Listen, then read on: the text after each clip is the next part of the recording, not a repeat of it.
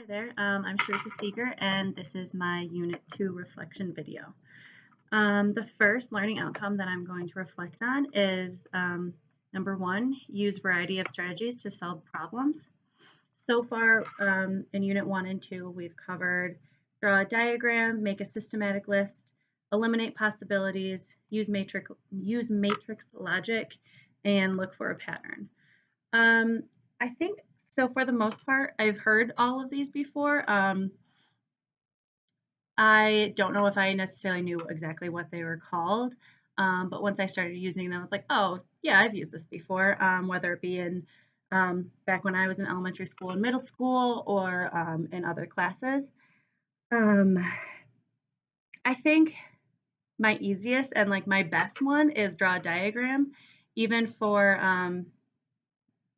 I think it was this unit where it was like you could use whichever strategy. I kept falling back to draw a diagram because for some reason I just need to like see it on a piece of paper, see the words out, drawn out, and I think it just kind of makes the most sense to me because I can see it. One example was from chapter 1, the follow the bouncy ball problem. So this is my diagram up here. So I draw all the lines and then I also label them. I think drawing a diagram is my strong suit. And it just when I see it drawn out as well as labeled and written out, it just makes a lot more sense to me. I think making a systematic list, I think that one I struggle with because I never know when I'm done. I can never get it organized enough where I know that I have everything listed out. I have all the possibilities out.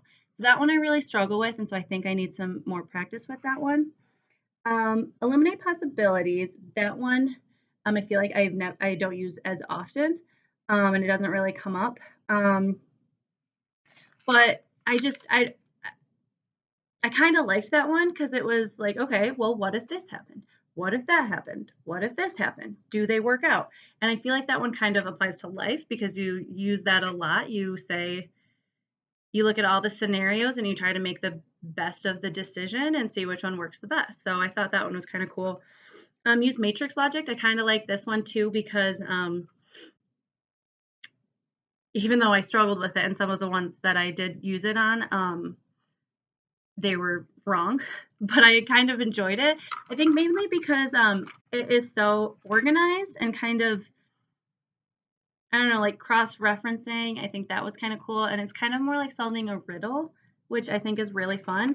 It's from the biggest bill one, or paying the bills, and here's the matrix logic that I used. I just really like how it looks. I liked how organized it is. I like how when I go through it and like look at what it is telling me, it just makes sense to me. And lastly, the one that we've used so far is look for a pattern.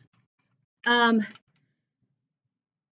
I guess it made sense for me for the ball one, the beach ball one, but it didn't necessarily make sense to me for the Rue and Tigger, the racing one. Do you think you're supposed to use the look for a pattern?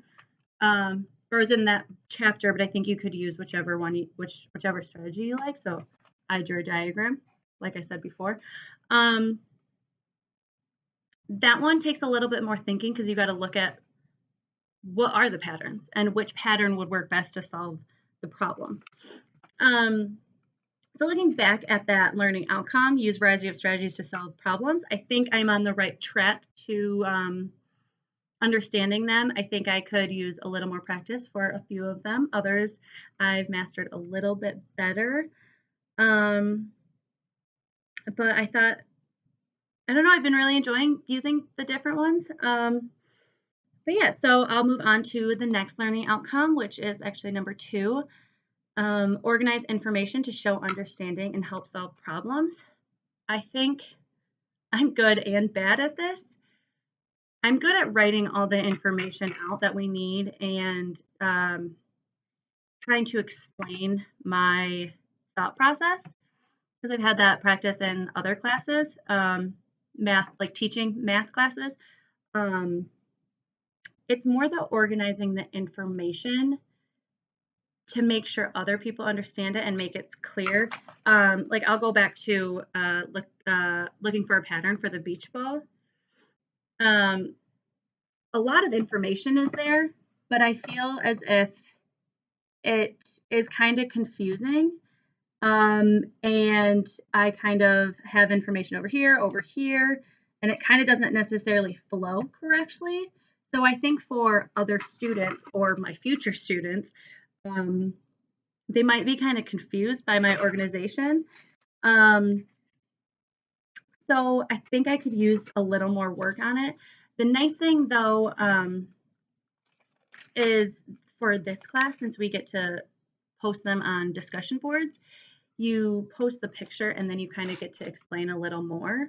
So I'm able to organize my thoughts a little further with the discussion board. So like I can type out my further thought process. So I think I'm on the right track for um, this outcome, this learning outcome. But I definitely think I need a little more work. I think I need, when I'm doing the problems, I need to focus more on that I'm not the only one that's going to be seeing this.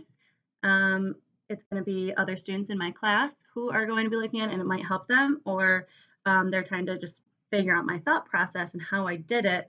So I think I need to keep that in mind and kind of try to keep it more step by step, more organized, a little neater. Um, I well, and that it's also for my future students who are in my classroom. So when I'm showing them this type of problem, they're not going to quite understand everything right here. I need it to be a little bit clearer, a little bit, just a little bit better, really. So I think I do have a little bit of work on that. I do, same with this one. It's the trial when we were doing eliminate possibilities. Um, I don't know, I kind of drew little pictures as I was like eliminating possibilities. So down there. And then I just have like arrows pointing different directions and little notes that kind of go along with the possibilities. And I just feel like it's not necessarily conducive for other people looking at it. So I do think I need a little bit of work there. Um, Overall, though, it's nice that I am able to put my thoughts on paper. Um, I know where my strong points are. I know where my weak points are. I know what I need to work on. And I'm hoping by the end of this class, I will be be a master at it. And that goes along with all the learning outcomes. I'm hoping to be a master at it all. I would like to say that I am really enjoying this course. Um, I've always liked math, but I've never been so into making sure I understand a problem and making sure I know what I'm doing. Because it just, I maybe it's because the point I'm at in my education, but it's just because I'm getting closer and closer to being a teacher, and I just really want to make sure I understand everything and I'm doing it well, and I'll be able to use it in my future classroom. So I just want to say thank you, and I hope I hit all the marks for the reflection video. I hope the images came out clear. So let me know if you have any questions. Thanks.